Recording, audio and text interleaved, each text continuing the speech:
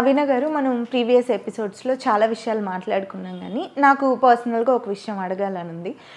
ఇప్పుడు ఒక రిలేషన్షిప్లో ఇద్దరు ఉన్నప్పుడు ఒకళ్ళు జెన్యూన్గా ఉండడం, ఒకళ్ళు హర్ట్ చేయటం ఎప్పుడు జరుగుతూనే ఉంటుంది. అంటే మ్యాక్సిమం చాలామంది అలాగే ఉంటారు. సో ఈ జెన్యూన్గా ఉండే పర్సను ఎక్కువగా వాళ్ళ మీద నమ్మకం పెంచుకోవటం వల్ల ఆ నమ్మకం బ్రేక్ అయినప్పుడు, వాళ్ళు ఎక్స్పెక్ట్ చేసిన లవ్ వీళ్ళు పొందుకోలేనప్పుడు వీళ్ళు లైఫ్ లాంగ్ బాధపడుతూనే ఉంటారు, మోసపోయాము అని చెప్పి వాళ్ళకి అర్థమైనప్పుడు. సో అలాంటి వాళ్ళు ధైర్యం తెచ్చుకొని పుంజుకోవాలంటే, ఈ బాధలోంచి బయటపడాలంటే, అసలు ఇంకొకసారి మోసపోకుండా ఉండాలంటే ఎలా ఉండొచ్చు? అంటే నువ్వు అడిగేది మ్యారేజ్లోనా రూపా, లేకపోతే జనరల్గా ఫ్రెండ్షిప్లో కానీ అక్వైంటెన్స్లో కానీ అడుగుతున్నా? లేదు మ్యామ్, మ్యారేజెస్లో కూడా ఇవి ఉన్నాయి, కానీ నేను ఇప్పుడు అడగాలనుకుంది ఏంటంటే లవ్లో ఇద్దరు రిలేషన్షిప్ ఇద్దరు ఇష్టపడేటప్పుడు ఒకరు మోసం చేశారనుకున్నప్పుడు you need to get out of that relationship కదా. కానీ అప్పటికి బాగా మెంటల్గా కనెక్ట్ అయిపోయి ఉంటావు. నువ్వు కనెక్ట్ అయ్యావు కానీ అవతలి పర్సన్ అవ్వలేదు కదా. అదే కదా నువ్వు చెప్తున్నావు. అవతలి పర్సన్ మోసం చేశాడు అంటే ఆ పర్సన్ కనెక్ట్ అవ్వలేదు, అది వన్ సైడెడ్గా నువ్వు కనెక్ట్ అయ్యావు కాబట్టి you better break it and move on. You have to move on. అది ఎప్పుడు కూడా రెండు పక్కల నుంచి ఇష్టపడినప్పుడు, ఇద్దరు ఇష్టపడినప్పుడు ఫైట్స్ వస్తాయి, గొడవలు వస్తాయి.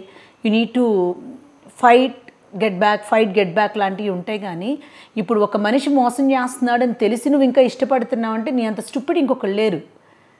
What is that you want to gain? ఇప్పుడు ఒక రిలేషన్షిప్లో నువ్వేం ఎక్స్పెక్ట్ చేస్తున్నావు? ఒక గుడ్ బాండింగ్, గుడ్ అండర్స్టాండింగ్, నమ్మకం, ప్రేమ. గొడవలు వస్తాయి, బట్ ఇవన్నీ స్ట్రాంగ్ ఎసెన్షియల్స్ అన్నీ లేనప్పుడు, మోసపోతున్నానని తెలిసినప్పుడు నువ్వు ఇంకెంతకాలం మోసపోతావు? నాట్ వర్త్ ఇట్ కదా. Just get out and move on, deal a good life. అది కానీ అది కొంచెం చాలామందికి బయటికి రావడానికి కొంత టైం పడుతుంది Rupa. Take your own time, talk to your self. ఇప్పుడు మనం కౌన్సిలింగ్కి వెళ్తాం, కౌన్సిలర్స్ దగ్గరికి వెళ్తాం. నాకు కౌన్సిలర్స్ దగ్గర అంటేనే ఒక రకమైన ఫోబియాలాగా అనిపిస్తుంది. దాని బదులు మనకు మనం మాట్లాడుకోగలిగితే, మనకి మనం చెప్పుకోగలిగితే solution is in your mind. ఇప్పుడు for example you are a counsellor or you are a friend to me. నేను నీ దగ్గరికి వస్తాను, నీకు వచ్చి అప్పుడు నువ్వు క్వశ్చన్స్ అడుగుతావు. ఆ పాత గాయం మొత్తం మళ్ళీ తీసుకొచ్చి గుర్తుకు తెచ్చుకొని మళ్ళీ ఆ కథ అంతా నీకు చెప్పి, నేను మళ్ళీ ఆ డిప్రెసివ్ మూడ్లోకి వెళ్ళిపోయి నేను నీకు చెప్పినప్పుడు నువ్వు నా షూస్లోకి వద్దామనుకున్న నా షూలోకి నువ్వు రాలేవు రూపా. నువ్వు అక్కడ కూర్చుని you are just a second person who never experienced my pain, who never dealt with my situation. నేను నీలో ఒక ఎక్స్పెక్టేషన్స్తో నేను నీకు అన్నీ వెంటౌట్ చేసుకుంటున్నా. ఫ్రెండ్ కావచ్చు, కౌన్సిలర్ కావచ్చు, నువ్వు ఇచ్చే సలహా నేను వింటున్నా. దాని బదులు నాతో నేను మాట్లాడుకొని నేనే ఎందుకు నేను కౌన్సిల్ చేసుకొని నన్ను నేను మార్చుకోగలిగితే ఈ డిప్రెసివ్ ట్యాబ్లెట్స్, ఈ టెన్షను, ఈ సూయిసైడల్ థాట్స్ ఇవన్నీ ఉండవు అన్నది ఈజ్ మై స్ట్రాంగెస్ట్ ఫీలింగ్. ఎలా మాట్లాడుకోవచ్చు మనతో మనం? ఎందుకు ఈ పర్సన్ నీకు, నువ్వు ఎందుకు ఇట్లా ఉన్నావు, అలా ఎలా మాట్లాడు? ఇప్పుడు నీకు మెయిడ్ ఉంటుంది ఇంట్లో, మెయిడ్ మీద కోపం వస్తుంది అంటే మేబీ ఆ రాంగ్ ఎగ్జాంపుల్. నువ్వు ఒకటి ఆ అమ్మాయి దగ్గర వెళ్ళి తిట్టావంటే వెళ్ళిపోతుంది రెండో రోజు.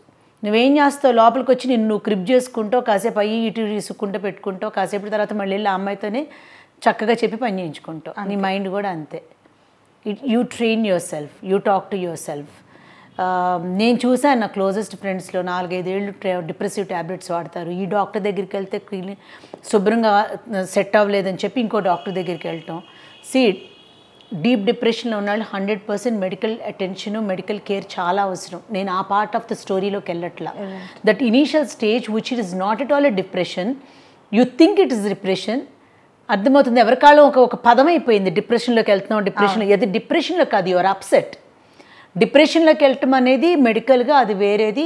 I'm no one to talk about it and definitely we need medical help. But initial స్టేజెస్లో అది డిప్రెషన్ కాదు, you are upset about it, you are disturbed about it. ఆ స్టేజ్లో కనుక నువ్వు మౌల్డ్ చేసుకుని